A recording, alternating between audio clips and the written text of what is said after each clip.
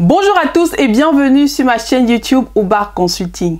Comme vous le savez actuellement, nous traversons une période de crise et le pays fonctionne au ralenti.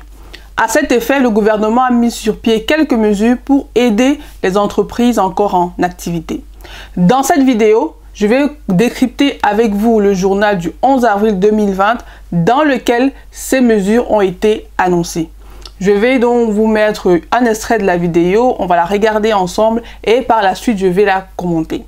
N'oubliez pas de vous abonner, bien évidemment, de liker la vidéo et de la partager. Laissez-moi aussi en commentaire vos avis et vos suggestions. Merci à tous ceux qui me soutiennent depuis un certain temps, qui s'abonnent et qui partagent mes vidéos. Alors, restez connectés, n'oubliez pas de prendre de quoi noter pour suivre la vidéo. À tout de suite. Eh bien, il s'agit d'un paquet de nouvelles mesures avec un objectif clair, protéger l'activité économique du pays face aux effets du coronavirus. Les secteurs concernés sont l'industrie, le secteur agroalimentaire, les commerces alimentaires, les services de soins et de secours. Comme vous avez pu écouter dans l'extrait que je vous ai présenté, les différents secteurs touchés par ces mesures sont notamment le secteur industrie, le secteur agroalimentaire, les commerces alimentaires et les services de soins et de secours. Ce sont principalement les secteurs qui ont été très sollicités durant cette crise parce que les gens ont notamment besoin de manger, de se faire à manger, donc ils doivent aller faire des courses. Les gens ont besoin de se faire soigner, donc il faut du personnel compétent à disposition. Pour ma part, c'est l'une des raisons pour lesquelles le gouvernement a décidé d'assouplir certaines mesures afin de permettre à ces secteurs-là de ne pas être en manque de personnel. Alors, concrètement, qu'en est-il de ces mesures ? Secours. Alors parmi les mesures, il y a tout d'abord la suppression du plafond du nombre d'heures de travail supplémentaires volontaires, l'augmentation du nombre d'heures de travail pour les étudiants jobistes, la possibilité et l'accès au marché du travail pour les demandeurs d'asile pendant l'analyse de leur dossier et de leurs demandes, également la possibilité pour un travailleur en chômage temporaire de travailler provisoirement dans les secteurs forestiers et de l'horticulture, ajouter à cela la mise à disposition des travailleurs auprès d'un autre employeur, le gel de la dégressivité des allocations de chômage et puis enfin un moratoire temporaire sur les faillites des entreprises. Vous le voyez, les mesures sont importantes, elles sont fortes. Le gouvernement fédéral espère qu'avec toutes ces mesures, eh bien, l'activité économique du pays pourra s'en sortir. La première mesure concerne la suppression du plafond d'heures supplémentaires volontaires. Qu'est-ce que ça veut dire ? Tout simplement, si vous êtes dans l'un des secteurs qu'on a cités précédemment, vous pouvez dépasser la limite d'heures supplémentaires.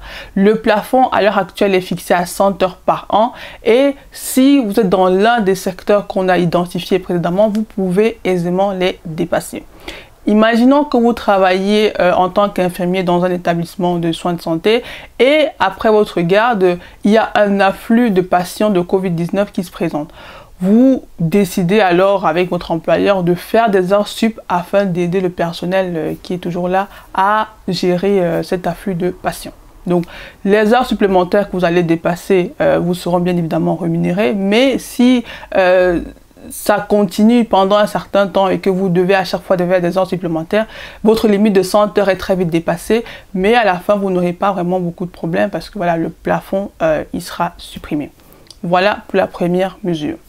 La seconde mesure concerne l'augmentation du nombre d'heures de travail pour les étudiants jobistes. Si vous avez regardé ma vidéo sur le travail étudiant, vous comprendrez que chaque étudiant a droit à un contingent d'heures de 475 heures par an. Quand il travaille dans ce contingent d'heures-là, il n'est pas taxé et l'employeur paye des cotisations réduites. Alors, aujourd'hui, avec ces mesures, les étudiants qui travaillent pendant la crise, les heures qu'ils ont prestées ne seront pas décomptées de leur contingent d'heures. Tout simplement. Ça ne veut pas dire que vous pouvez travailler non-stop. Ça veut juste dire que si vous êtes embauché dans une entreprise à raison de 20 heures par semaine, les 20 heures que vous aurez prestées durant toute cette période de crise ne vous seront pas décomptées de votre contingent d'heures. Donc, faites vraiment très attention à la manière dont vous interprétez ces mesures. Voilà. La mesure suivante concerne l'ouverture du marché du travail aux demandeurs d'asile qui ont leur dossier en étude. Ici en Belgique, pour pouvoir travailler, vous avez besoin d'un permis de séjour valable et d'un permis de travail. Si vous n'avez pas ces deux documents-là, vous ne pouvez pas entrer dans le marché de l'emploi belge. Maintenant, ce que la mesure essaie de faire, c'est de pouvoir permettre aux demandeurs d'asile qui ont un dossier en traitement de pouvoir travailler. Je suppose qu'ils mettront en place certains documents pour pouvoir faciliter leur accès, mais aujourd'hui, avec la mesure, ils pourraient commencer à travailler. Donc voilà, c'est un peu ce que veut dire la mesure. L'autre mesure concerne le travail provisoire pour les chômeurs temporaires.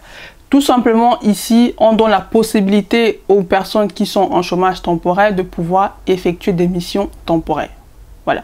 Alors, je ne vais pas aborder ici deux ou trois points concernant les mesures, mais je vais aussi parler de l'une des mesures aussi qui a attiré mon attention, c'est le gel de la dégressivité des montants d'allocation de chômage. Si vous vivez en Belgique, vous savez très bien qu'à partir d'un certain moment, les allocations de chômage deviennent dégressives. Donc, c'est-à-dire qu'ils diminuent. Avec la mesure, cette dégressivité sera gelée. Ça veut dire que si au début de la crise, vous touchiez 1 000 € d'allocation de chômage et que vous aviez déjà atteint votre quota et que vos allocations devenaient dégressives, avec la crise, ce montant est gelé. En tout cas, il n'y aura plus de dégressivité. Donc, si vous touchiez 1 000 € au début de la crise, vous continuerez de toucher ces 1 000 € pendant la crise jusqu'à un certain moment. Ce moment qui sera décidé notamment par le gouvernement. Donc, concrètement, c'est ce que ça signifie. Alors, en quelque sorte, ce que j'avais à vous dire concernant les mesures prises par le gouvernement, je souhaiterais néanmoins attirer votre attention sur un petit détail, c'est que les mesures que je vous ai citées là plus haut dans la vidéo ne sont pas encore entrées en vigueur. Pour qu'elles le soient, il faudrait qu'un document officiel permette leur application. Donc, concrètement, les mesures qui étaient valables avant la crise le sont toujours et continueront de l'être jusqu'à ce qu'il y ait un document officiel qui prouve, en tout cas, qui mette en application les mesures prises par le gouvernement. Et donc, à partir de ce moment-là, je suppose que voilà, ce document officiel sera rétroactif, c'est-à-dire qu'il va s'appliquer aux personnes qui ont travaillé avant sa mise en application, concrètement. Donc, faites vraiment attention à ce petit détail.